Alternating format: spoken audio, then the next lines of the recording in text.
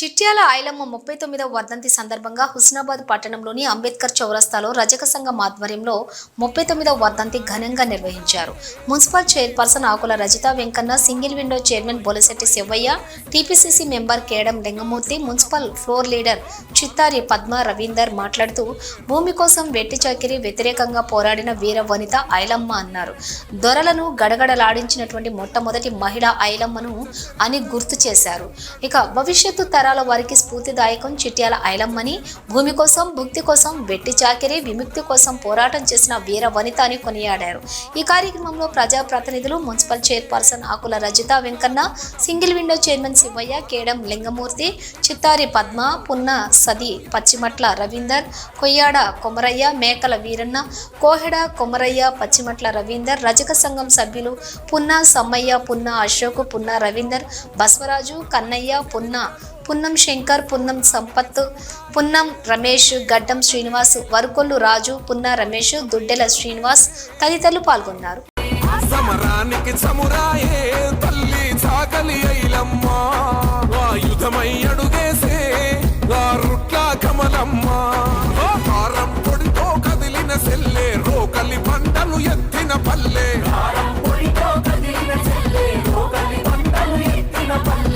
ప్రపంచ చరిత్రలో ఎన్నడు చెరగని అధ్యాయం, ప్రపంచ చరిత్రలో భూమి కోసం, భుక్తి కోసం, అణగారిన వర్గాల కోసం, వెట్టి చాకిరీ నిర్మూలన కోసము మరి తెలంగాణ తెవుగను చాటి చెప్పిన వీరవనిత మన చాకలి ఐలమ్మ.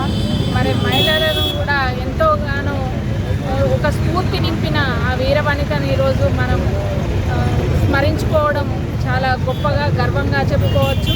మరి తెలంగాణలో అబల కాదు సబల అని నిరూపించిన ఆ ఉద్యమకారిణిని మనం వారి ఆశయాలను ముందుకు తీసుకెళ్తూ మరి ముందు తరాలకు కూడా మనం ఎలా మన హక్కులు కానీ, పోరాటం కానీ ఏ విధంగా చేసుకోవాలని ఆ ఐలమ్మ గారి స్ఫూర్తిని చూస్తే మనం గొప్పగా, గర్వంగా చెప్పుకోవచ్చని సందర్భంగా తెలియజేసుకుంటూ ప్రజల ఆ మహిళలను అణగారకుండా వెట్టి చాకిరి నుంచి కాపాడేందుకు తన ఎంతగానో కృషి చేసిందని సందర్భంగా తెలియజేసుకుంటా. చాకలి ఐలమ్మ గారి వర్ధంతి ఘన నివాళులు ఈ పూలతో సత్కరించడం జరిగింది.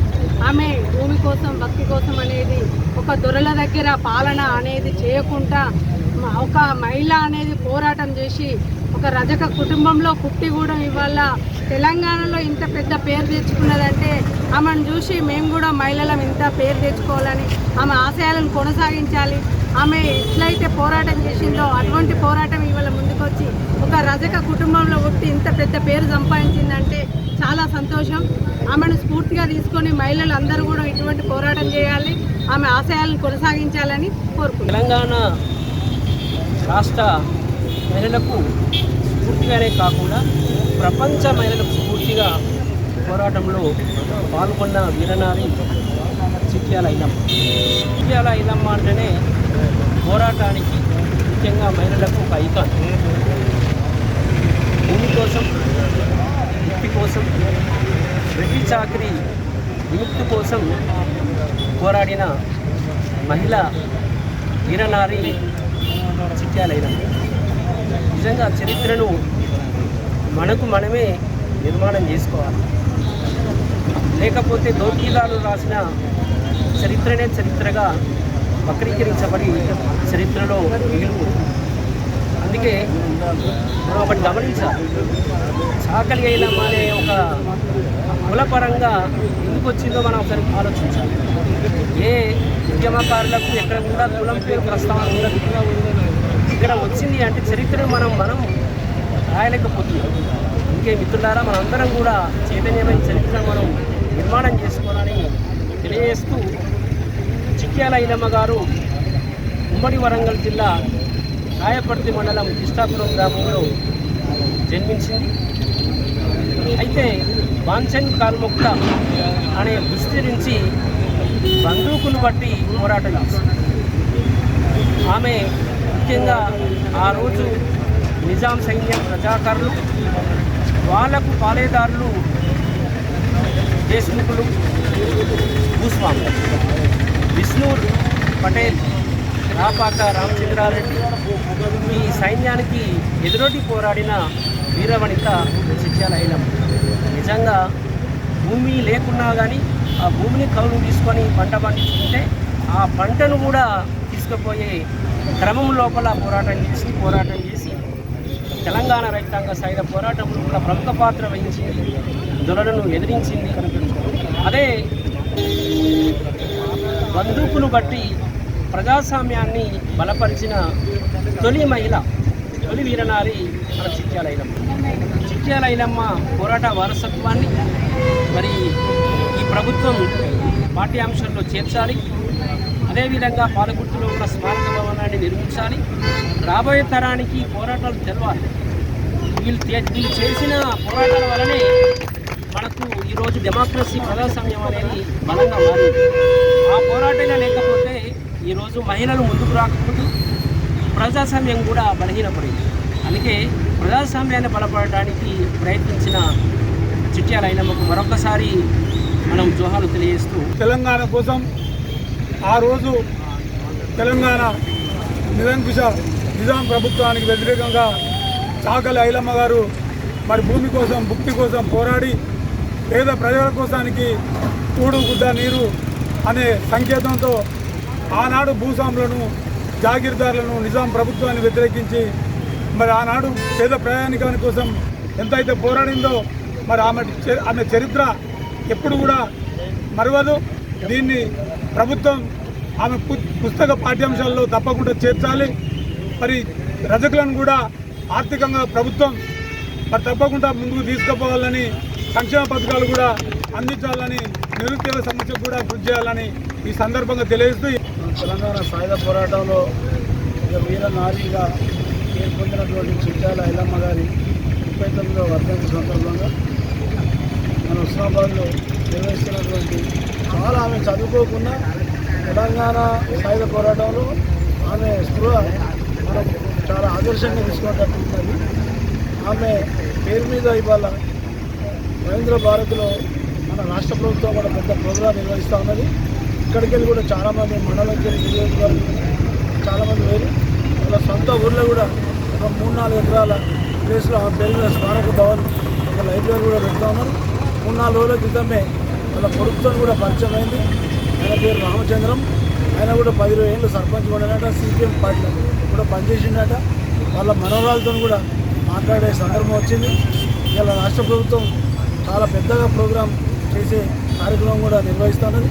ఒకనాడు ఈ చాకలి వాళ్ళను మంగలి వాళ్ళను స్వతంత్ర రాకపూర్వం ఎస్సీలుగా ఉండేది. మధ్యలో మరి అంబేద్కర్ గారి నాయకత్వంలో భారత రాజ్యాంగం రాసినప్పుడు బీసీ ఏలబోయారు. వాస్తవంగా చెప్పాలంటే సామాజికంగా చాలా వెనుకబడి ఉన్నారు. వాళ్ళను కూడా ఎస్సీలో కలపకుండా ఒక కేటగిరీలోకి తీసుకురావాల్సిన అవసరం ఉంది. ఇవాళ రాహుల్ గాంధీ గారు ఆలోచన అదే చేస్తూ ఉన్నారు. ఏదైతే కుల గణన అనేది అన్నిటికీ మూలం ఒక మందు లాంటిది.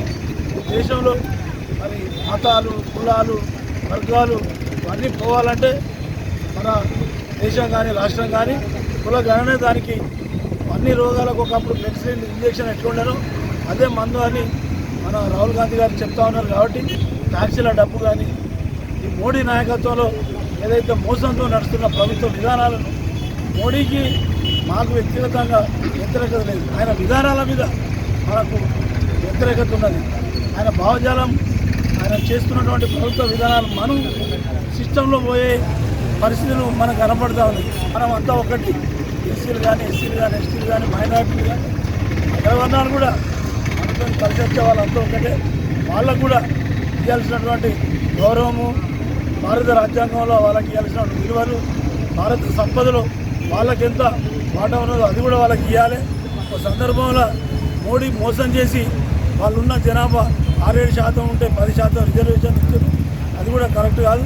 అంతా లెక్క కరెక్ట్ చేసి 77 ఏళ్ళకైనా భారతదేశాన్ని ఒక శాస్త్రీయంగా తీసుకుపోవాలి అనేటువంటి ఒక ప్రయత్నం సక్సెస్ కావాలని తెలియజేస్తూ ఈ నెల 26 నాడే ఆమె జయంతి ఉంటుంది. హైదరాబాద్లో చాలా పెద్దగా చేస్తూ ఉన్నారు. ఒకే ఒక్కరు శంకర్ అని షాద్నగర్కు ఎమ్మెల్యే ఉన్నాడు.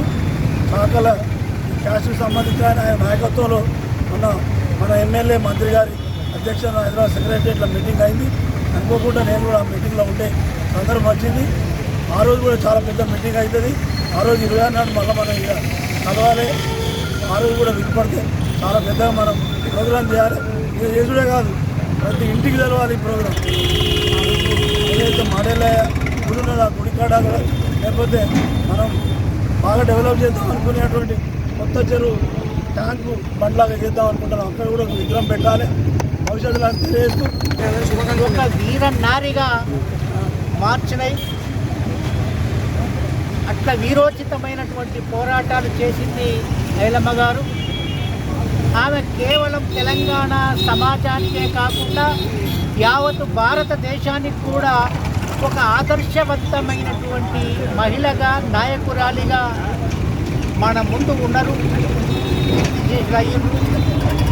ఆమె స్ఫూర్తిని యావత్ దేశమంతా కూడా స్వీకరించి ఆమె చూపినటువంటి మార్గంలో ఆమె ఆశించినటువంటి ఒక మంచి మానవీయమైనటువంటి ఒక బహుజన సమాజం నిర్మాణం కోసం మనమంతా కూడా పునరంకితం కావాలని చెప్పి నేను మీ అందరికీ కూడా విజ్ఞప్తి చేస్తూ, ఆమె ఒక కమ్యూనిస్టు రాజ్యం కోసం కొట్లాడినటువంటి మహనీయురాలు. ఆ కమ్యూనిస్టు సమాజం వచ్చినా రాకున్నా ఆఖరికి బహుజన రాజ్యాన్నైనా మనం తెచ్చుకోవాలి. అన్ని కులాలము, అన్ని వాళ్ళం మనమంతా కూడా ఏకమై ఆ బహుజన రాజ్యాన్ని తెచ్చుకుంటేనైనా ఈ మహనీయులకు మనం నిజమైనటువంటి నివాళి అర్పించినటువంటి వాళ్ళం అవుతాం. కాబట్టి మనమంతా ఆ వైపున ఆలోచించాలని విజ్ఞప్తి చేస్తాం. అయితే ఇప్పుడున్న యువత ఒకటి మీరు ఆలోచన చేయాలి. ఎంత డబ్బున్నా, ఎన్ని వందల కోట్లు సంపాదించినా జయంతి వర్ధంతులు వట్టి బట్టలే చేయరు. ఈ సమాజంలో త్యాగాలు చేసిన వాళ్ళకు సంబంధించి, ప్రజల కొరకు కొట్లాడిన వాళ్ళకు సంబంధించి మాత్రమే వాళ్ళే వర్ధంతులు జయంతులు చేస్తారని ఈ సందర్భంగా యువతకు మేము చెప్తాను. ఆమె ఆశయాలతో ముందుకు పోవాలి.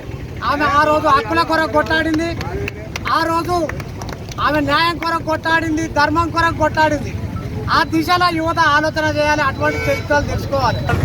అంబేద్కర్ చౌరస్తాలో రజక సంఘ ఆధ్వర్యంలో జరుపుబడుతున్నటువంటి సాకల ఐలమ్మ కాదు, చిట్యాల ఐలమ్మగా పేరు పొందాలి. ఎందుకంటే అందరూ బీసీ సంయుక్తంగా పలకాలని కోరుకుంటూ ఇలా వర్ధంతి సందర్భంగా వారికి జోహార్లు అర్పిస్తూ అన్ని తరిమి వాళ్ళు ధాన్యాన్ని కొంచెపోతే అన్ని తరిమి పోరాడి విజయం సాధించింది. సాగలైలమ్మ వారసత్వాన్ని మనం కొనసాగించాలి. ఐలమ్మ భూమి కోసం, వృత్తి కోసం పోరాడిన వీరవనిత, ఒక మహిళల్లో ఒక చైతన్యం తెచ్చిన వీరవనిత. ఆమె స్ఫూర్తి తీసుకొని ఇలా మా రజకుడు కుమార్ సంఘ్ గాడ్గే అని మన వరంగల్లో అమరనిరాలు చేస్తున్నాడు గత 6 రోజుల నుంచి. అది ఎందుకంటే మన బీసీలకు 42% రిజర్వేషన్ కల్పించాలని అమరనిరాలు చేస్తున్నాడు. ఆ సాకలైన గుర్తుతో వారికి మనం రజక సంఘం తరఫున మరియు బీసీ సంఘాల తరఫున అందరూ మద్దతు ప్రకటించాలి. మరియు ఇదే విధంగా ఈ సాకలైనమ్మ జయంతి ఈ నెల 26 తారీఖున ఉంది. దాన్ని ఇదే అంబేద్కర్ చౌరస్తాలో కానీ, లేకపోతే మా మండలేశ్వర ఆలయ ప్రాంగణంలో కానీ వైభవంగా జరపాలని అనుకుంటున్నాం. ఇదే విధంగా మా శాసనసభ్యులు, మంత్రివర్యులు పొన్నం ప్రభాకర్ అన్న గారు మన మండలేశ్వర సంఘానికి 45 లక్షల రూపాయలు కేటాయించిండు భవనానికి. ఈ సందర్భంగా మంత్రి గారికి కృతజ్ఞతలు తెలుపుతున్నాము రజక సంఘం తరఫున. ఇదే విధంగా మాకు మన మంత్రి గారి తరఫున రజక సంఘం యువకులకు కానీ, లేకపోతే రజక సంఘం తరఫున సంఘానికి కానీ వారు చేతనిస్తూ ప్రోత్సహించాలని కోరుకుంటాను. ఈ దిశగా పెద్దలు మన లింగమూర్తి కానీ, చిగుంచెల శివయ్య కానీ, ప్రో లీడర్ పద్మ గారు కానీ మా రజక సంఘానికి ఎప్పుడు అందువల్ల అందుబాటులో ఉండి వాళ్ళు మాకు రజక సంఘానికి తోడ్పాటు ప్రకటించాలని కోరుతున్నాం. ఈరోజు 39వ సాకలి ఐలమ్మ వర్ధంతి సందర్భంగా హుస్నాబాద్ పట్టణంలోని వివిధ కాంగ్రెస్ పార్టీ అధ్యక్షులు కానీ, మిగతా వాళ్ళు కానీ అందరూ వచ్చి మా యొక్క సంఘానికి మద్దతు తెలిపినందుకు వారికి పేరు పేరున కృతజ్ఞతలు తెలియజేస్తున్నాం. పాలకుర్తిలో మా చాకలి ఐలమ్మ, చిట్యాల ఐలమ్మ గారికి శృతివనం ఏర్పాటు చేయాలి. అదేవిధంగా పాఠ్య పుస్తకాల్లో చాకలి ఐలమ్మ, చిట్యాల ఐలమ్మ జీవిత చరిత్రను చేర్పించాలని ప్రభుత్వాన్ని కోరుకుంటున్నాము. ఫంక్షన్ హాల్కు ఏర్పాటు చేసిన 45 లక్షలు ఏర్పాటు చేసిన ముఖ్యమంత్రి రేవంత్ రెడ్డి గారికి, అదేవిధంగా మా పొన్నం ప్రభాకర్ అన్న మంత్రి గారికి ప్రత్యేకంగా ధన్యవాదాలు. మా రజకుల వెనువెంట ఉండి మాకు ప్రోత్సాహం కల్పించాలని ప్రభుత్వాన్ని, మంత్రి గారిని కోరుకుంటున్నాము. అన్న ప్రభాకర్ అన్న గారికి, ముఖ్యమంత్రి రేవంత్ రెడ్డి గారికి ప్రత్యేకంగా ధన్యవాదాలు, ప్రజకుల తరఫున అభినందనలు తెలియజేసుకుంటున్నాను.